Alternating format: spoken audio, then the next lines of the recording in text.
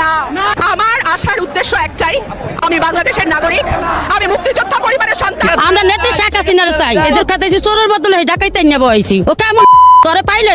Last আমি একটা দাবির কথা বলি যে কতটা মবের মূল্যকে পরিণত হয়েছে বাংলাদেশ। জনগণ আপনারা সব সচ্চার হন, আমরা আগে সরকার চাই, আগে সরকার অনেক ভালো ছিল। আওয়ামী লীগ নিষিদ্ধের প্রতিবাদে সংসদ থেকে এবার রাজপথে রুমি ফারহানা দিলেন কঠিন হুঁশিয়ারি। দেশটা কারো বাপের না। 52% মানুষকে পেছনে ফেলে নতুন বাংলাদেশ রচনার কোনো চিন্তা যদি কেউ করে থাকে, সেটা কখনো সম্ভব না। কোনো সম্প্রতি বিরোধী দল ও সাধারণ মানুষের মতামতকে উপেক্ষা করে সংসদে আওয়ামী লীগ নিষিদ্ধের অবৈধ বিল পাশ করে বিএনপি। এরপর থেকে সংসদে আওয়ামী লীগ নিষিদ্ধের প্রতিবাদে এতদিন বিএনপির বিরুদ্ধে সংসদে ঝড় তুলে আসছিলেন রুমিন ফারহানা। কিন্তু এবার সংসদে নয়, এর ফয়সালা করতে রাজপথে আওয়ামী লীগের নিষিদ্ধ প্রত্যাহারের দাবিতে শিক্ষার্থীদের সাথে নিয়ে মাঠে নামলেন রুমিন ফারহানা। তিনি বিএনপির সরকারকে হুঁশিয়ারি দিয়ে বলেন, আমি কোনো দলের হয়ে আসিনি, আমি আজকে আসতে বাধ্য হয়েছি। কিন্তু যে সংসদকে মানুষের আস্থার স্থান বলা হয়, কিন্তু 52% মানুষের সমর্থন পাওয়া প্রাচীন দল আওয়ামী লীগকে সংসদে অবৈধভাবে নিষিদ্ধ করে আজ সেই সংসদের প্রতি আর মানুষের আস্থা বিন্দু পরিমাণ নেই। আওয়ামী লীগকে নিয়ে সরকারের এই মাথা ব্যথার কারণ জনগণ বোঝে উল্লেখ করে তিনি বলেন, রাজনৈতিক প্রতিপক্ষকে মোকাবিলা করতে না পেরে এই অগণতান্ত্রিক পথ বেছে নেওয়া হয়েছে, দলীয় পরিচয়ের ঊর্ধ্বে। তিনি স্পষ্ট করে জানান, আমি কোনো নির্দিষ্ট দলের হয়ে এখানে আসিনি, পরিস্থিতির ভয়াবহতা আমাকে আজ রাজপথে আসতে বাধ্য করেছে। যদি অবিলম্বে আওয়ামী লীগের ওপর থেকে এই অবৈধ নিষেধাজ্ঞা প্রত্যাহার করা না হয়, তবে আমরা সাধারণ শিক্ষার্থীদের সাথে নিয়ে আরও কঠোর ও চূড়ান্ত সিদ্ধান্ত নিতে বাধ্য হব। রাজপথের আন্দোলনের মাধ্যমেই এর ফয়সালা হবে। সাবেক স্পিকার ডক্টর শিরিন শারমিন চৌধুরীর নেতৃত্বে রিফাইন্ড আওয়ামী লীগ, নতুন আওয়ামী লীগ কিংবা তৃণমূল আওয়ামী লীগ কিংবা নতুন আওয়ামী লীগ কিংবা ভিন্ন নামে কোনো আওয়ামী লীগ, এরকম আওয়ামী লীগ আসছে কিনা, সেই আওয়ামী লীগের অস্তিত্ব আছে কিনা, সেই আওয়ামী লীগকে আওয়ামী লীগের নেতাকর্মীরা মেনে নেবেন কিনা, আওয়ামী লীগের এখন পর্যন্ত যিনি প্রধান সেই শেখ হাসিনা সেটা স্বীকৃতি দেবেন কিনা, এরকম নানা প্রশ্ন যখন ঘুরপাক খাচ্ছে, তখন আমরা ভারতের মনোভাব এবং শেখ হাসিনার মনোভাব নিয়ে আলাদা আরেকটা ভিডিও করেছিলাম। নতুন যে আলোচনাটা শুরু হয়েছে সেটা হচ্ছে যে আওয়ামী লীগের আমলে অভিযোগ ছিল যে তৃণমূল বিএনপি তৈরি করার মাধ্যমে বিএনপি ভাঙার একটা চেষ্টা করা হয়েছিল, এরকম অভিযোগ কিন্তু আমরা শুনেছি। ঠিক একই অভিযোগ বর্তমানে উঠে আসছে। অভিযোগটা মিলে যাচ্ছে কিনা যে এখন আবার তৃণমূল আওয়ামী লীগের ফরম্যাটে নতুন কোনো আওয়ামী লীগ দাঁড় করিয়ে শেখ হাসিনাকে মাইনাস করা এবং আলাদা একটা দুর্বল আওয়ামী লীগ গড়ে তোলা এবং গড়ে তুলে তাদেরকে নির্বাচন করতে দেয়া, রাজনীতি করতে দেয়া, তাদেরকে নৌকা বরাদ্দ দেয়া, এরকম প্রক্রিয়ার মধ্যে দিয়ে কি রাজনীতি যাচ্ছে? শিরিন শারমিন চৌধুরীর জামিন এবং মুক্তির পরে তাকে কেন্দ্র করে বহু আলোচনা দানা বেঁধে উঠছে এবং সেই আলোচনার আগুনে নতুন করে ঘি ঢেলে দিয়েছেন সাবেক এমপি এবং রাজনৈতিক বিশ্লেষক গোলাম মাওলা রনি। তার মন্তব্য বরাবরের মতো চটকদার মন্তব্য, এবং চটকদার মন্তব্য হলেও তার মন্তব্য নিয়ে যথেষ্ট ভাবনার স্কোপ বোধহয় আছে কিংবা স্কোপ থাকতে পারে। চলুন একটু বুঝে দেখি যে গোলাম মাওলা রনি শিরিন শারমিন চৌধুরীর নেতৃত্বে নতুন আওয়ামী লীগের ভাবনাটা নিয়ে তিনি কি বলছেন এবং এরকম চেষ্টা আদৌ হচ্ছে কিনা যেখানে আওয়ামী লীগের শীর্ষ নেতাদের কোনো ধরনের কোনো সম্মতি নেই। তাহলে কি আওয়ামী লীগ ভাঙতে চলেছে? সেই আলোচনায় বলছিলাম শিরিন শারমিন চৌধুরীর নেতৃত্বে নতুন ফরম্যাটের একটা আওয়ামী লীগ, নাকি আওয়ামী লীগের শীর্ষ জায়গা থেকে সিগন্যাল নিয়েই শিরিন শারমিনকে মুখপাত্র করে আওয়ামী লীগের রাজনীতি শুরু করা, কোন দিকে যাচ্ছে তাকে কেন্দ্র করে আওয়ামী লীগের রাজনীতি, এটা নিয়ে নানা রকমের ধোঁয়াশা সৃষ্টি হয়েছে। গোলাম মাওলা রনি কি বলছেন কালের কণ্ঠের এই শিরোনামটা দেখে নিন। সেখানে বলা হচ্ছে শিরিন শারমিনের নেতৃত্বে নতুন আওয়ামী লীগ। যা বললেন গোলাম মাওলা রনি, কি বলছেন তিনি? সাবেক স্পিকার শিরিন শারমিন চৌধুরীকে জামিনে ছেড়ে দেওয়ার পর তাকে নিয়ে নতুন আওয়ামী লীগ খোলার কথা কেউ কেউ বলছেন বলে গোলাম মাওলা রনি বলছেন।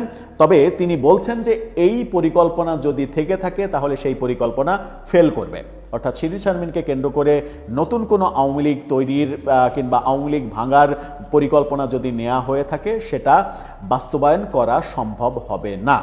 কি বলছেন তিনি? শিরিন শারমিন চৌধুরীকে ছেড়ে দেওয়ার পরে লোকজন বলল সরকারের মেরুদণ্ড বলে কিছু নেই, এ সরকার পারে না। নিঃসন্দেহে শিরিন শারমিনকে দিয়ে তারা একটা খারাপ খেলা খেলতে চাচ্ছে। তারা তাদের পছন্দ মতো একটা নতুন আওয়ামী লীগ খুলতে চাচ্ছে, পুরনো আওয়ামী লীগ বন্ধ হয়ে গেছে। যেমন শেখ হাসিনা চেষ্টা করেছিলেন নতুন বিএনপি করার জন্য, তৃণমূল বিএনপি করার জন্য, এখন তৃণমূল আওয়ামী লীগ বা নতুন আওয়ামী লীগ করার জন্য শিরীন শারমিন চৌধুরীকে ছেড়ে দেওয়া হয়েছে। এই আলোচনাটা নাকি চলছে, যে দাবিটা গোলাম মাওলা রনি করছেন।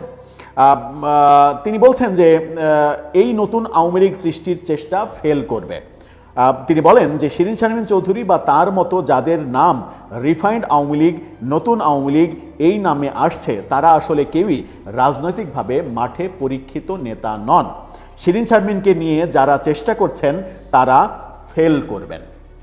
তার মানে গোলাম মাওলা রনির পুরো ইঙ্গিতটা হচ্ছে সরকারি কাঠামোর দিকে, অর্থাৎ তার কথাটাতে এরকম মনে হচ্ছে যে শিরীন শারমিন চৌধুরীকে দিয়ে তৃণমূল আওয়ামী লীগ কিংবা নতুন আওয়ামী লীগ এরকম কোনো একটা ফরম্যাটে মূল যে আওয়ামী লীগ সেটার দুয়ার বন্ধ করে দিয়ে নতুন একটা দলের জন্ম দেয়া, যে দলকে পরবর্তীতে যে কোনো প্রক্রিয়ায় নৌকা প্রতীক বরাদ্দ দেয়া এবং অপেক্ষাকৃত দুর্বল করে ফেলা আওয়ামী লীগকে যেন বর্তমান সরকারের আগামীতে রাজনীতি করতে কোনো সমস্যা না হয়, পরবর্তী নির্বাচনে কোনো সমস্যা না হয়। কারণ বৃহত্তর আওয়ামী লীগ তো একটা বড় ফ্যাক্ট, সেই আওয়ামী লীগকে যদি ছোট করা যায় তাহলে রিস্ক অনেক কমে যায়, সেখানে বিরোধী দলের আপত্তির জায়গাটাও অনেক কমে যাবে যদি একটা দুর্বল আওয়ামী লীগ তৈরি করা হয়। গোলাম মাওলা রনি ইঙ্গিত দিচ্ছেন যে এই মেকানিজমটা সরকার কিংবা সরকারি ঘনিষ্ঠ লোকজনের পক্ষ থেকেই হতে পারে। তিনি উদাহরণ দিচ্ছেন যে আওয়ামী লীগের আমলে যেমন তৃণমূল বিএনপি করে বিএনপি ভাঙার চেষ্টা করা হয়েছিল, সেই একই ফর্মুলায় যদি আগানো হয়, এবার তৃণমূল আওয়ামী লীগ করার চেষ্টা করা হয়, তাহলে সেই ফর্মুলা মানে ব্যাকফায়ার করতে পারে, সেই ফর্মুলা ব্যর্থ হবে, তিনি অবলীলায় বলছেন। কারণ ব্যর্থ হওয়ারই কথা। আমরা দেখেছি যে ওই তৃণমূল বিএনপি করে বিএনপিকে ভাঙা যায়নি, কিংবা 111-এর সময় বিএনপি আওয়ামী লীগ দুই দলের নেত্রীকে মাইনাস করে দেয়া, তারেক রহমানকে জোর করে বিদেশে নির্বাসিত জীবনে পাঠানো, কোনো কিছু দিয়েই কিন্তু আওয়ামী লীগ কিংবা বিএনপিকে ভাঙা যায়নি। আওয়ামী লীগের দীর্ঘ 15.5 বছরের শাসনামলে বিএনপির উপরে অনেক কিন্তু টর্চার হয়েছে, কিন্তু বিএনপিকে ভাঙা যায়নি। বিএনপির মতো এত বৃহৎ দল কিংবা আওয়ামী লীগের মতো এত বৃহৎ দল নিয়ে যে বা যারাই নেগেটিভ পরিকল্পনা করুক না কেন, সেই পরিকল্পনা বাস্তবায়ন করা মাঠে সেটা একেবারেই দুরূহ কাজ। সেই বাস্তবতাটা গোলাম মাওলা রনি বুঝেছেন, সেটা বুঝেছেন, এটা মানলাম। কিন্তু এটা মানতে আমার ব্যক্তিগতভাবে সমস্যা রয়েছে যে শিরীন শারমিন চৌধুরীকে কেন্দ্র করে বর্তমান সরকার তৃণমূল আওয়ামী লীগের মতো একটা যাচ্ছে তাই আওয়ামী লীগ গড়ার প্রক্রিয়াতে যাচ্ছেন, এটা আমার এই মুহূর্তে কোনো লক্ষণেই মানে বিশ্বাস হয় না। কিংবা শিরীন শারমিন চৌধুরী শেখ হাসিনার প্রতি যতটা আস্থাবান কিংবা বিশ্বস্ত, শিরীন শারমিন চৌধুরী শেখ হাসিনার যতটা বিশ্বস্ত এবং বিশ্বস্ততা অর্জন করেছিলেন ক্ষমতায় থাকতে, আমার মনে হয় না যে শিরীন শারমিন চৌধুরীকে দিয়ে এই টোপ গিলিয়ে তৃণমূল আওয়ামী লীগের নামে কোনো কিছু করা সম্ভব হবে। তার জন্য বিকল্প কাউকে খুঁজে বের করতে হবে। শিরীন শারমিন চৌধুরীর জামিনকে কেন্দ্র করে যারা মানে সরকারের এই পরিকল্পনার গন্ধ মানে পাচ্ছেন, আমার মনে হয় যে তারা একটু ভুল গন্ধ পাচ্ছেন, ভুল পথে আছেন। কারণ শিরীন শারমিন চৌধুরীর জামিন, তার দ্রুত মুক্তি, এগুলোর পেছনে আন্তর্জাতিক কারণ রয়েছে এবং এটা অবধারিতভাবেই বলা যায় আন্তর্জাতিক কারণ রয়েছে। আমরা গতকালকে ভারতের পররাষ্ট্র মন্ত্রণালয়ের মুখপাত্র রণধীর জয়সওয়ালের সাংবাদিক সম্মেলন থেকে তার যে বক্তব্য শুনতে পেয়েছি, সেই বক্তব্যের মধ্য দিয়ে আরও বেশি স্পষ্ট হয়েছে যে ভারত ডক্টর খলিল তার সঙ্গে জয়শঙ্করের যে বৈঠক, সেই বৈঠকে ভারত বাংলাদেশ সরকারের ওপরে বেশ কিছু পয়েন্টে চাপ প্রয়োগ করেছিল এবং সেই চাপটা রয়েছে। যে চাপটা, যে তথ্যগুলো সরকারকে টাইম দেওয়া হয়েছে যে আলোচনা করে তোমরা তোমাদের মতামত জানাও, বাংলাদেশের চাওয়াগুলো নিয়ে ভারতকেও সময় দেওয়া হয়েছে, তোমরা আলোচনা করে তোমাদের মতামতটা জানাও, এবং আবার যে এই বৈঠকের প্রয়োজন হবে সেটা রণধীর জয়সওয়াল পরিষ্কার করে জানিয়ে দিয়েছেন। সুতরাং শিরীন শারমিন চৌধুরীকে জামিন দেয়া এবং তার জামিনে মুক্তি পাওয়া, মানে জামিন দেয়া এভাবে বলা তো উচিত নয়, কারণ এটা আদালতের ব্যাপার, মানে তার এই দ্রুত জামিন এবং দ্রুত মুক্তি, মানে এই দ্রুত মুক্তির সঙ্গে তো আর আদালতের কোনো সম্পর্ক নেই। দ্রুত মুক্তি এই ব্যাপারটা কিন্তু সরকারের কর্মকাণ্ড। 4 ঘন্টার মধ্যে কাশিমপুর কারাগার থেকে তার মুক্তি, ঢাকার আদালতে তার জামিন, কাশিমপুর কারাগার থেকে জামিনের 4 ঘন্টার মধ্যে মুক্ত হয়ে বাড়িতে ফিরে যাওয়া, এত দ্রুত ঘটনা ঘটে না যদি ঘটনার পেছনে কোনো মানে নির্দিষ্ট এবং গুরুত্বপূর্ণ কারণ না থাকে। শিরিন শারমিন চৌধুরীর এই ব্যাপারগুলোকে কেন্দ্র করে কিংবা চিন্ময় প্রভুর এই ব্যাপারগুলোকে কেন্দ্র করে যারা মানে শুধুমাত্র অভ্যন্তরীণ বিষয়ের গন্ধ খুঁজতে চান কিংবা অভ্যন্তরীণ ষড়যন্ত্র কিংবা প্ল্যানিং এসব গন্ধ খুঁজতে চান, আমার মনে হয় যে তাদের আন্তর্জাতিক রাজনীতি নিয়ে আরেকটু সচেতন হওয়া প্রয়োজন। দর্শক, আপনার কি মনে হয় শিরিন শারমিন চৌধুরী কি মানে ন্যাশনাল গেম নাকি ইন্টারন্যাশনাল গেমে পরিণত হয়েছেন? আপনার মতবাদ জানিয়ে লিখতে পারেন আমাদের কমেন্ট।